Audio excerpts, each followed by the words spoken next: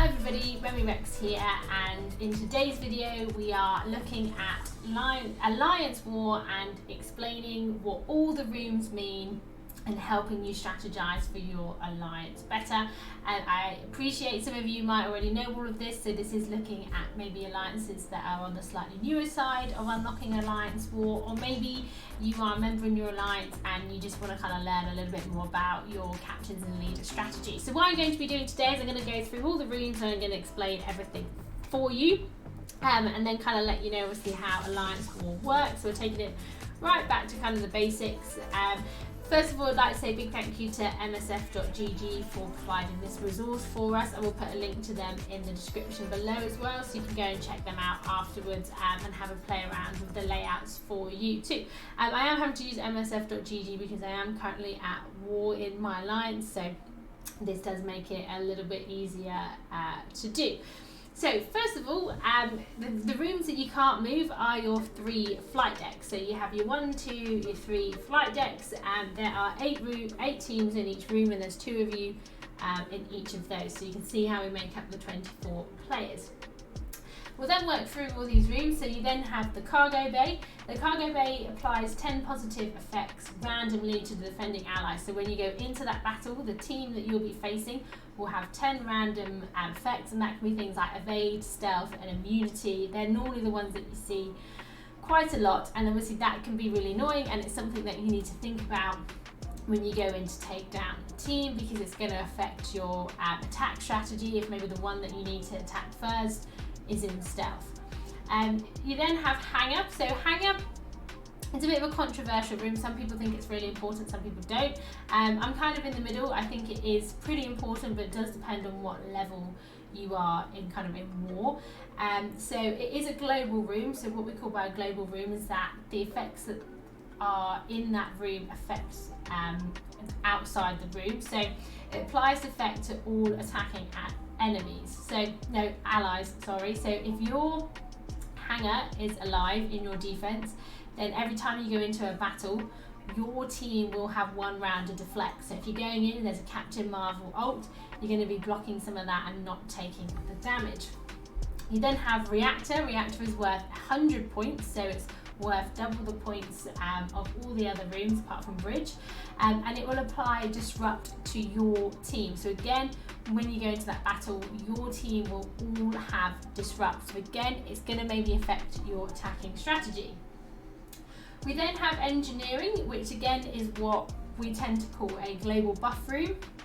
And that's because it gives defense up to the defending team. So again, you go into the battle, the team that you're facing is going to have defense up, but not just for the room in Engineering, but for the room that it's adjacent to. So for example, if it was here, it would also be to Cargo Bay and to Barracks and to Armory, would all benefit from the defense up. But once that room is gone, so once you've killed everybody in it, then it will go. We then have Barracks, and Barracks again is what we call a global room, so this affects everything. 20% max health, damage, armor resistance, and focus to all defending allies. So that's to your defense, and that's why when you load into war, your teams are higher than what they are outside of war. Again, once Barracks is down, that 20% goes, and the defense becomes weaker. You then have Bridge. So Bridge is a 200 point room, so these are the most points that you can get, and it will have counter to defending allies. So the team, when you go in, is going to have counter. So again, if you have any opening AoEs, you need to watch out for that, because they're going to be obviously countering and hitting you back. You then have Armory, again another global room, and again 20% max health, damage, armor resistance, and focus to all attacking allies, and that extra 10% bonus to military allies. So that's your attacking team. So your Armory gives the boost to your attacking team. Security, again, a bit like Engineering, but it's going to give defense down to your team. So you're going to load into that battle and you're going to have defense down. So be careful if you're going in against a team that has some very high damage stats. You're going to have defense down. It's going to hurt when they hit you. And then finally, you have the med bay, again, a global room, and that's 40% health to your defense. So how Alliance War works, and we'll kind of break it down a little bit as we go. You start off being able to see 3 flight decks. You can see if engineering is adjacent, so it will come up with a defense up symbol in cargo bay. So if I had engineering here, for example, I would know that engineering was under flight deck 1 because flight deck 1 would have the defense up symbol. So that's how you can tell. However, if I had engineering, let's see where I can put engineering where we wouldn't know where it was. So if I had engineering here, for example, so to get through to the next room, you have to defeat the 8 teams. So you have to defeat one half of the hangar on the flight deck, one half of the hangar, and then you would get through to barracks. When I finally got through to barracks, I would see that it would have the defense up and the defense down, but they could be security or engineering could be here, here or here, so I wouldn't actually know where it is. So to see the room below, you need to clear out one side, so one set of 8 teams. And to be able to see either side, you need to full clear the room, and that's what gives you the points. And what you do is you work your way through, and the idea is to clear out every single team.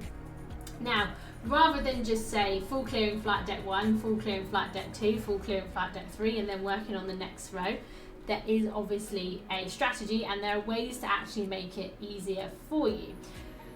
And there's also ways to slow down the other team as well. So, for example, you want to get down barracks and medbay as quickly as possible. Barracks and medbay are going to make the defense weaker because they're going to get rid of that 20% health, damage, armor, resistance and focus, and then the 40% health as well. So once you full clear barracks and medbay, all the other defenses will become weaker.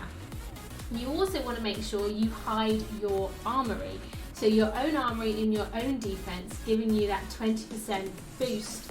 Okay, it's something that you want to keep standing for a long time so that your teams are higher for longer, meaning you can take out teams that are higher than what you would normally be able to do. So these 3 rooms, Armory, Barracks and Medbay, are the most important rooms between the 3 of them. I'm not going to rank them in order because it really depends. But if you're punching up a lot, so maybe you have a 10 mil punch up, they have 10 mil more power than your alliance does, you might want to consider getting rid of Barracks and Medbay first to make it easier for you, then getting rid of Armory to make it harder for them. So it's just down to personal preference, but they're the rooms that you want to sort out first. You then have engineering and security. Now, they are what we call like global buff rooms because they are applying buffs to their room and the surrounding rooms, and they're kind of your annoying in the way rooms. So what you might find is that you might want to full clear security before full clearing barracks and medbay to make it a little bit easier by getting rid of that defense down. So again, it totally depends on if you're punching up or if you're punching down. This barracks is going to be what we call double buff, so it's going to have defense up and defense down. So it's going to be quite hard to take, and it's going to take a lot of power to do it. So you might want to only clear half of barracks, get through to security, full clear it, and then come back and finish it off. It's entirely up to you.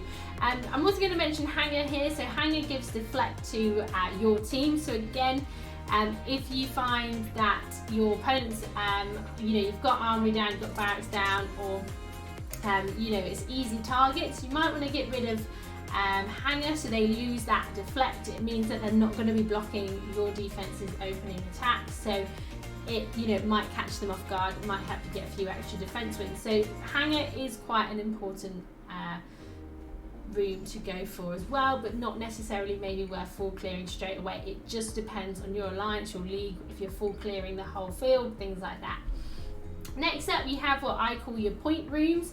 This is your bridge and reactor. So bridge is 200 points, reactor is 100 points, and these are the rooms that you want to go to after you've gotten barracks and medbay down, because they're going to give you the points, but people will put some big defenses in there because they are high points. So if you get your barracks and medbay down, they'll be a little bit easier and slightly easier to take out, especially if your armory is still standing, which is why if you do want to win wars, you've got to go a little bit fast. You've got to be speedy, and you've got to be faster than the people that you're playing.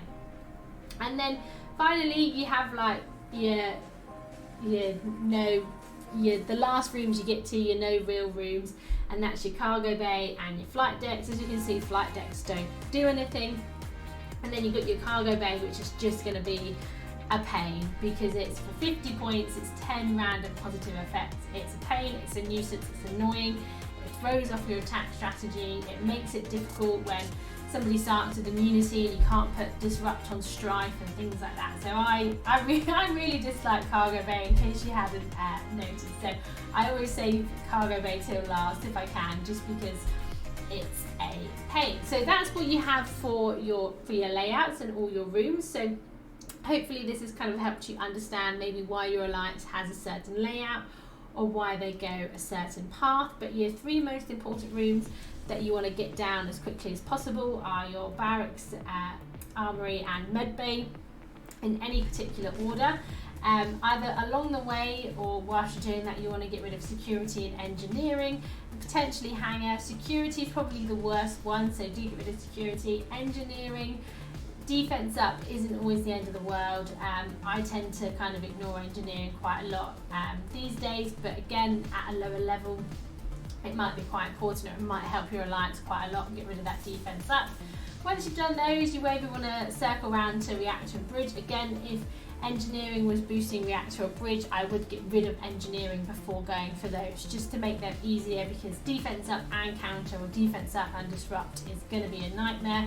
So you then want to do your bridge and reactor for your point rooms, and then you want to clean up on your flight decks and your cargo bay for your points. So that's pretty much how it works. You've got 24 hours to do it, maximum 12 energy each to get it done, so you do need to be careful and strategic. But I hope that's helped explain it all a little bit more for you. So thank you very much for watching this video. Thank you again to msf.gg for the layout descriptions. If you have enjoyed this video, then thank you very much for watching. I do appreciate it if you would like to subscribe to the channel. It will help me make more YouTube content. If there was anything else that you'd like to see around Alliance War, or maybe newer players, then do let me know in the comments, and I'll be sure to get back to you. If you ever want to come and have a chat, I do stream live on Twitch on Tuesdays, Fridays and Sundays. If you want to pop in, say hi, ask any questions, then again, link in the description to follow me on Twitch. But thank you very much for watching, and I'll see you all in the next one.